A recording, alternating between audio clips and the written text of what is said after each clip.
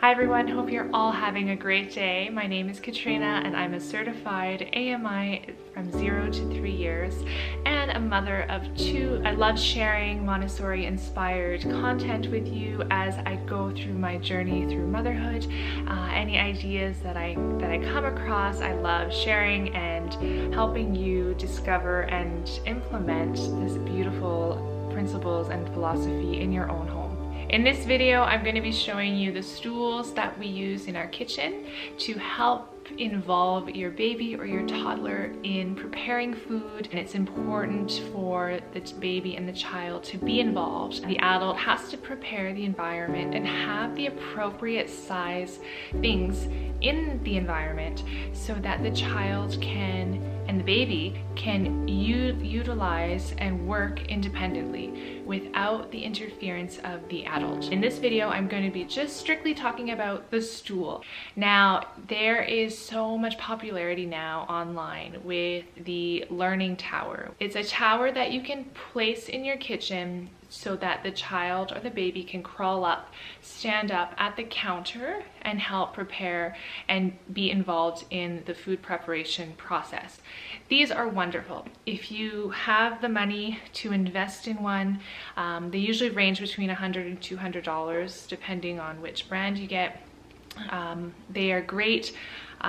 They are safe as well. I've seen a lot of images online of parents very happy with them. I personally did not get one for my first daughter, and now my second daughter, who is 12 months old, all of a sudden is so into climbing. And I'm going to show you the stool that we have in our kitchen, which I'm going to have to buy a second one now, that my eldest daughter has been using ever since she could climb and stand. And it is simple, basic, and even if you don't have a stool, I'm going to show you another alternative of what you can use to involve your children and your babies in the food preparation process. One of the most important things is, again, it's our job to observe and to really pay attention to what stage the baby or the toddler is at. You never want to force a toddler or a baby onto any stool.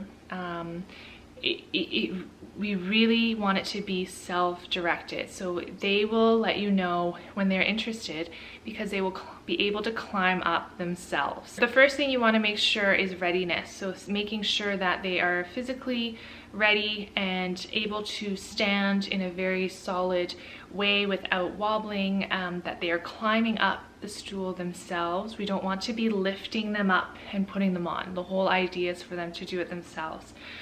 The second thing is that we want to make sure as parents and adults that we aren't distracted when we're in the kitchen.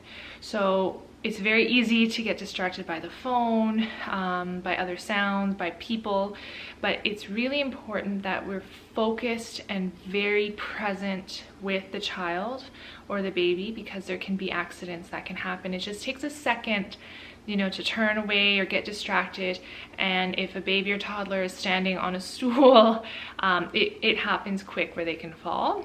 And falling is part of learning for them as well. So as long as, you know, the surface is safe, and there might be a few accidents, or there might be some slips, but if you always want to make sure that you are physically right beside them and that you have all of the things that you need on the counter ready, so you're not running around all over the kitchen grabbing things and then, you know, the baby or the toddler is just sort of there. So first thing is making sure that the baby, the toddler is standing confidently and has a very strong stance and balance.